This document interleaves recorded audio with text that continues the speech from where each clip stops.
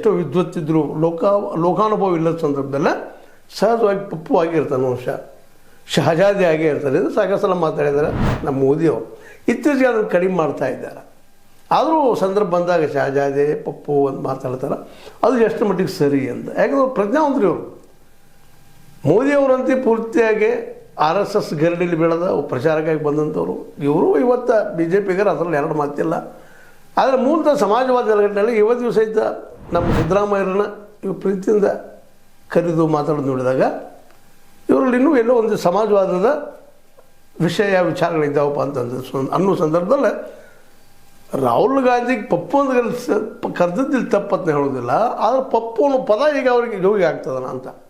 ಯಾಕಂದ್ರೆ ಇವತ್ತು ಇಡೀ ದೇಶವನ್ನು ಚಂದ್ರಶೇಖರ್ ಅವರು ನಿಮಗೆ ಗೊತ್ತದ, ಅವ್ರಿಗೂ ಗೊತ್ತದ. ಚಂದ್ರಶೇಖರ್ ಪ್ರಧಾನಿ ಆದಂಥವ್ರು ಕೆಲವು ದಿನ ಒಳ್ಳೆಯ ವ್ಯಕ್ತಿಯವರು ಈ ದೇಶವನ್ನು ಪಾದಯಾತ್ರೆ ಮೂಲಕ ಸುತ್ತ ಹಾಕಿದವರು. ಅವ್ರ ನಂತರದಲ್ಲೇ ಅದಕ್ಕೆಪುರದಲ್ಲಿ ಗಾಂಧೀಜಿಯವರು ಹಾಕಿದರು ಮಾಡಿದರು.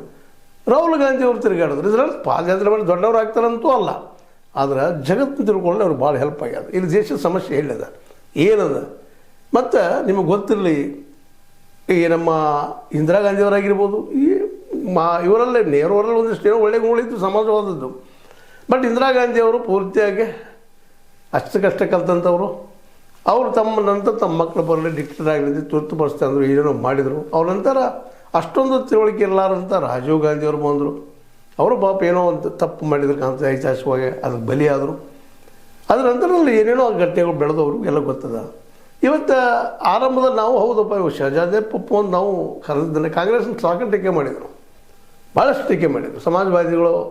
ಅದರ ಕಾರಣಕ್ಕೆ ಕಾಂಗ್ರೆಸ್ ಮಾಡಿದ ತಪ್ಪು ಏನಪ್ಪ ಅಂತಂದ್ರೆ ಇಲ್ಲಿಯ OBCಗಳನ್ನು ಅಂದ್ರೆ ಹಿಂದುಳಿದವರನ್ನು ಮತ್ತು ದಲಿತರನ್ನು ಮತ್ತು ಆದಿವಾಸಿಗಳನ್ನು ಯಾವ ಪ್ರಮಾಣದಲ್ಲಿ ಅವ್ರಿಗೆ ಬೆಳೆಸಬೇಕಾಗಿತ್ತು ಬೆಳೆಸಲಿಲ್ಲ. ಅದರ ತಪ್ಪಿನಿಂದಾಗಿ ನಮ್ಮ ಉತ್ತರ ಪ್ರದೇಶದಲ್ಲೇ ಬಿಹಾರದಲ್ಲೇ OBC ಮುಖ್ಯಮಂತ್ರಿಗಳು ಬಂದುಬಿಟ್ರು. ನಿಮಗೆ ಗೊತ್ತಿರಲಿದ್ದು.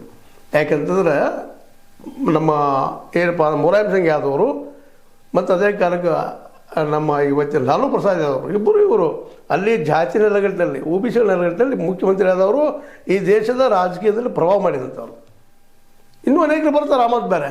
ಅಂದ್ರೆ ಆ ತಪ್ಪನ್ನು ತಿದ್ದುಕೊಂಡು ತಿಳ್ಕೊಂಡು ಈ ಪಾದಯಾತ್ರೆ ಮಾಡ್ಕೊಂಡು